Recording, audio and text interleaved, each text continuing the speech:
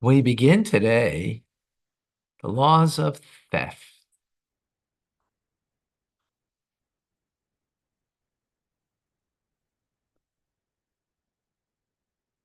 Hilchos Geneva, Chapter 1. The text contains 7 mitzvahs, 2 positive and 5 negative. They are not to steal property, laws governing a thief, to ensure the accuracy of weight, scales, and weights, not to deceive a person by using inaccurate measures and weights, not to possess 2 sets of weights or measures, even though one does not use them for business, not to move a colleague's property marker, not to kidnap. Okay, first halacha.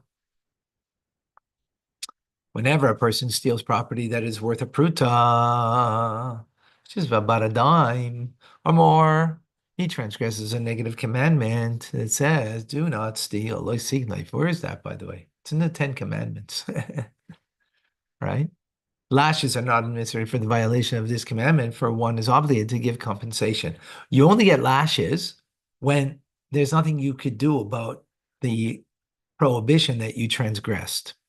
But here, there's something you can do. Pay it back so you don't get lashes. For the Torah requires a thief to compensate the party from whom he stole, whether it be a Jew or a non-Jew, an adult or a minor, right? Doesn't matter. You have to pay back. Torah prohibits stealing even the slightest amount. It is forbidden to steal as a jest. Right? I was just joking. To steal with the intent to return, or to steal with the intent to pay. All are forbidden lest one habituate oneself to such conduct. Right? So it's not a good way to be. Who is a thief? A person who takes assets belonging to a colleague in stealth, without the owners knowing. Because we're going to also have the laws of robbery. And robbery, we will see, is, when you're doing it in the face of somebody, right? Right. Like a holdup. That's not a thief. A thief is someone who's doing it in a hidden fashion, right? They break into someone's home when no one's home or when they're sleeping or whatever, right? That's a thief. Without the owner's own, right? Example, pickpocket who is not detected by the owner or the like. If, however, a person takes a colleague's assets in open view in the public knowledge by force, he is not considered a thief, but rather a robber. Oh, okay, right. For this reason, an armed bandit who steals is not considered a robber, but a thief. This applies even when the owner takes notice when he steals.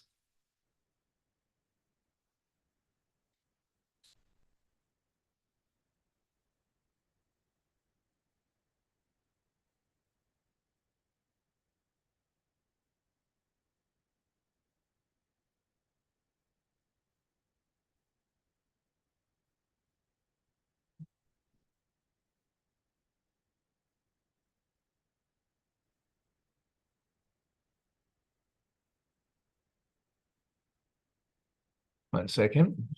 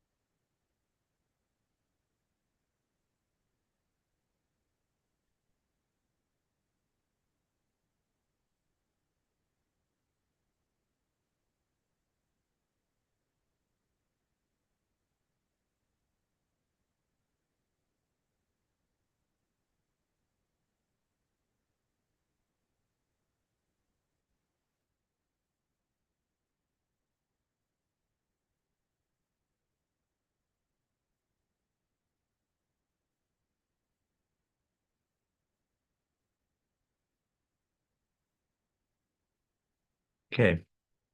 So what it means over here is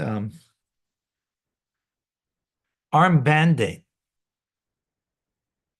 means he's doing it, discreetly, He takes a weapon only because if he is going to be found, then he's, going to protect himself or going to do whatever he wants to do, right?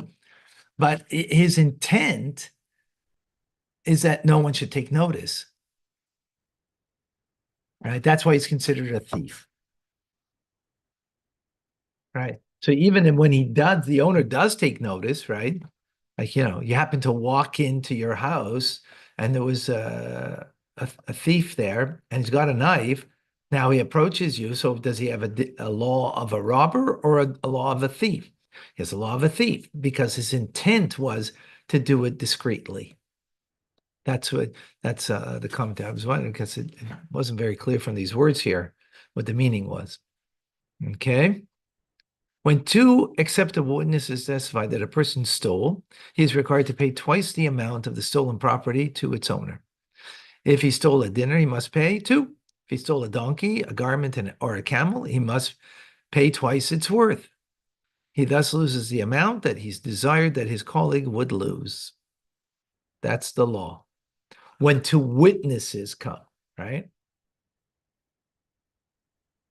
When the thief admits that he stole, he must repay the principal, but he's not liable to pay the double amount as indicated in the verse. One who is deemed guilty by the court must pay double. This excludes a person who admits his own guilt. He need not pay double because the court isn't making the judgment. He made the judgment. I stole. Now he's got to pay. The principle applies with regard to all fines required by the Torah. The person who admits his own guilt is not liable for a fine. Yeah, that's a general principle about a fine. In other words, paying the amount that you stole is not a fine. That's returning what you stole, right? That's the damage that you did. But the paying double, that's called a knas, that's called a fine. And all fines, if you admit on your own, you don't need to pay. So he admitted here, so there's no fine. But if he didn't admit and the two witnesses testified, then he would have to pay the double. The obligation to make double restitution applies with regard to all articles, with the exception of a sheep or an ox. A person who steals an ox or a sheep and slaughters it and sells it, he must pay 4 times the amount of the sheep and 5 times the amount of the ox. Right? The Torah tells us very clearly about this, right? It's verses in the Torah that we will see. Okay? So it's either double 4 or 5 times. Okay? Okay, folks. Unfortunately, I would love to continue, but I have to stop here. All right? Thank you, Rob. God bless you all. Please, we sent you names for the I have your names. I'm going to put it in.